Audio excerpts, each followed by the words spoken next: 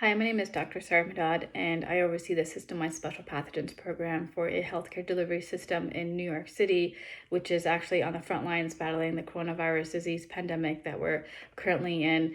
My desire to be in this particular field actually started very early on in high school when my science teacher recommended that I read the book called The Hot Zone by Richard Preston.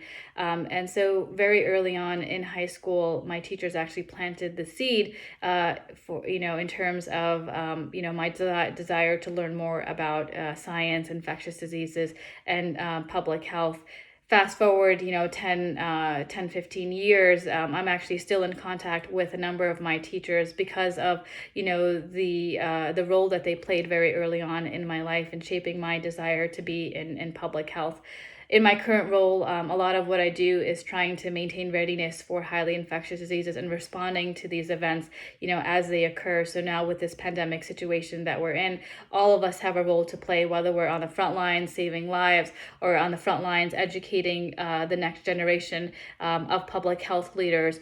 And so with the shortage of STEM educators that we are experiencing, I hope one of the silver linings, of this pandemic is, folks being more interested in being in the field of science, being in the field of public health, pursuing a career in STEM, and making sure that those that are currently in it, get the recognition and the support that they need. Because now more than ever, it's extremely important to provide this high quality education to inspire individuals to be in this field, because we need people in this field to respond to the outbreaks that are going to come down the pipeline, constantly. So this is not something that's a one-off event that we're just going to experience and it's going to be done with. We've experienced many different pandemics within the last, let's just say, 10 years. We've had Zika most recently, we've had H1N1, swine flu pandemic, we had Ebola, and these are obviously going to continue to happen. And so we need to make sure that, our youth are have that high quality education that is being provided to them by our STEM educators to help make sense of what is happening and what they can do in the role that they play in. Just actually earlier today, my 4-year-old was, logged into Zoom with his classroom, and his teacher was talking about social distancing and why they're home and why they can't be in the classroom. And so even at that very early age, that education that he's getting really is helping shape what he can do to respond to this pandemic. And so she was also talking about, his teacher was talking about, why it's so important to wash, his hands. And so reinforcing those basic concepts. And this is one of the things that you hear public officials constantly harping on of, these everyday preventative measures of what you can do, and why it's so important to wash your hands, cover your cough, and things like that.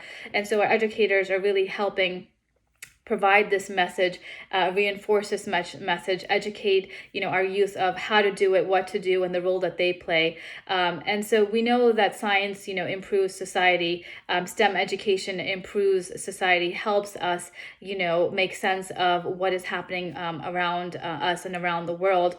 So certainly a shout out to all the amazing teachers out there that are working day in and day out of, educating, our youth and inspiring the next generation of leaders, health leaders, leaders in technology, leaders in math, leaders that we need not just today, but every day in the future as well in responding to these types of events. And so I really hope that they get the support that they need, the recognition that they deserve. We know this is a very challenging time, but your persistence in education and educating our youth despite these challenging circumstances, go a very long way. And so from me to you, thank you.